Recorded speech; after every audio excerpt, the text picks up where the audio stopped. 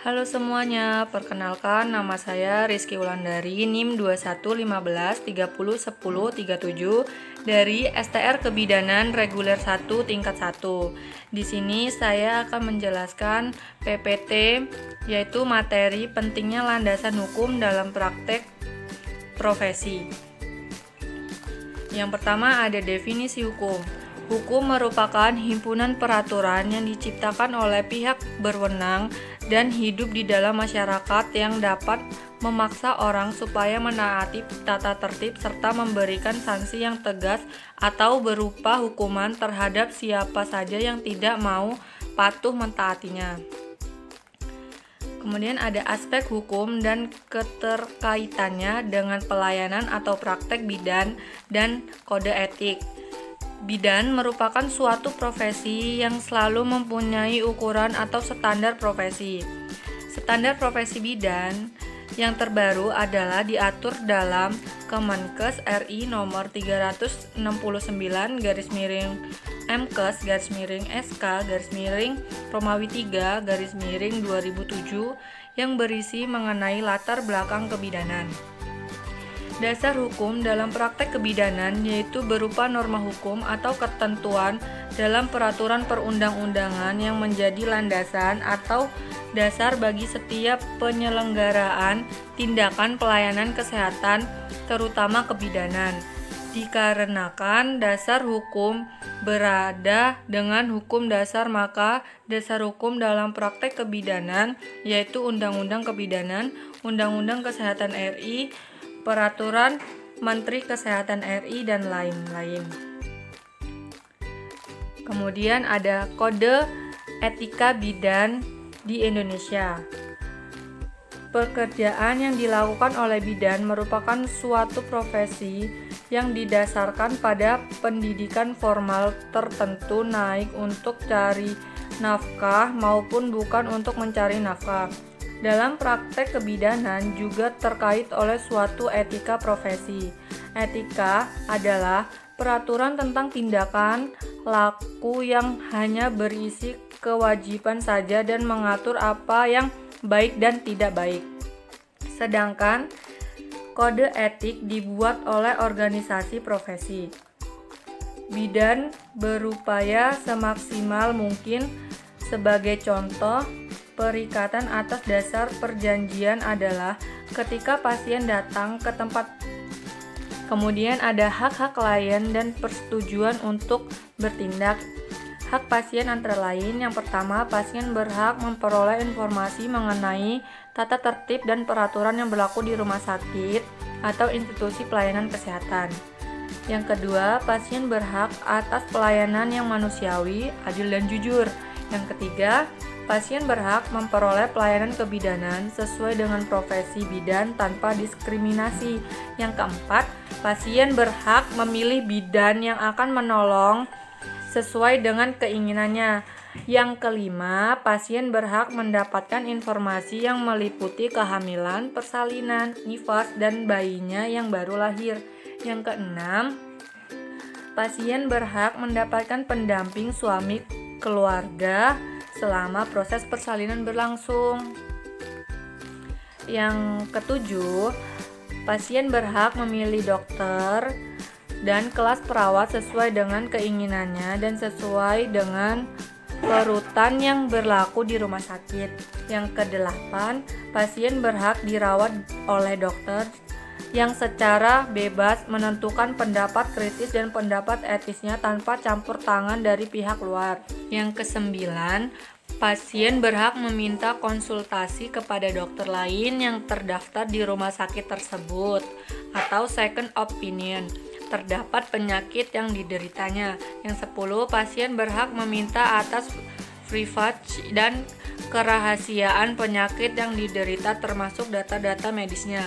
11, pasien berhak mendapatkan informasi yang meliputi penyakit yang diderita, tindakan kebidanan yang akan dilakukan, alternatif terapi lainnya, prognosanya, perkiraan biaya pengobatan.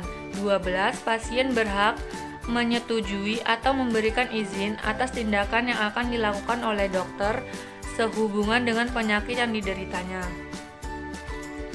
13.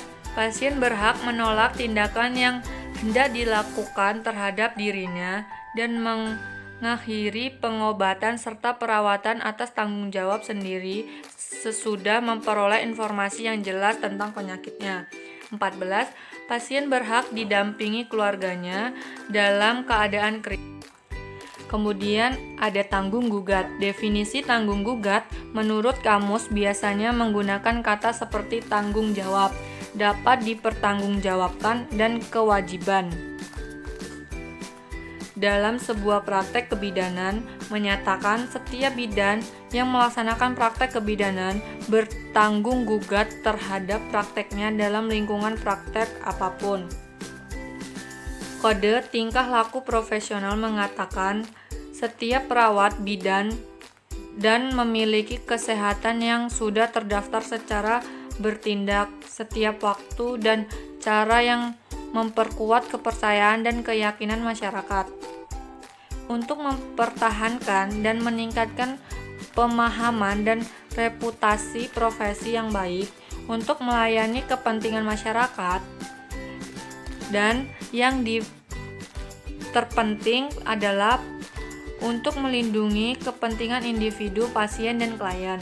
Selanjutnya, tanggung gugat selanjutnya.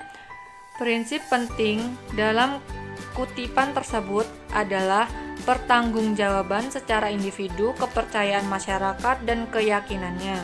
Namun, dalam membuat garis besar sifat tanggung jawab kebidanan sudah jelas bahwa UKCC mengharapkan tanggung gugat menjadi lebih luas daripada tanggung gugat terhadap klien secara individual. Terhadap kewajiban yang jelas pada profesi dan pada masyarakat secara umum.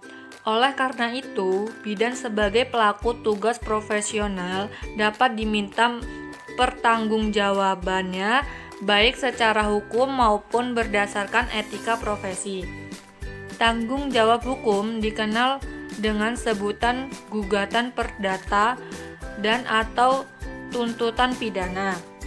Sedangkan tanggung jawab berdasarkan etika profesi dikenal gugatan atau pertanggungjawaban dari Majelis Kode Etik Profesi. Selanjutnya ada standar praktek kebidanan. Standar 1, metode asuhan. Metode asuhan meliputi pengumpulan data, penentuan diagnosa, perencanaan pelaksanaan, evaluasi, dan dokumentasi. Standar 2, pengajian pengumpulan data tentang status kesehatan klien dilakukan secara simetris dan berkesinambungan. Standar 3, diagnosa kebidanan. Diagnosa kebidanan dirumuskan berdasarkan analis data yang telah dikumpulkan. Standar 4, rencana asuhan. Rencana asuhan kebidanan dibuat berdasarkan diagnosa kebidanan. Standar 5, tindakan. Tindakan kebidanan dilaksanakan berdasarkan rencana dan perkembangan keadaan klien. Kemudian ada standar 6, partisipasi klien. Tindakan kebidanan dilakukan bersama-sama atau partisipasi klien dan keluarga dalam rangka peningkatan pemeliharaan dan pemulihan kesehatan. Standar 7, pengawasan. Monitor atau pengawasan terhadap klien dilaksanakan secara terus-menerus dengan tujuan untuk mengetahui perkembangan klien. Standar 8, ada evaluasi. Evaluasi asuhan kebidanan dilaksanakan untuk menentukan seiring dengan tindakan kebidanan yang dilakukan dan evaluasi dari rencana yang tidak dirumuskan. Standar 9, dokumentasi. Asuhan kebidanan didokumentasi sesuai dengan standar dokumentasi asuhan kebidanan yang diberikan. Sekian yang saya sampaikan tentang materi tersebut. Saya akhiri. Terima kasih semuanya. Bye-bye.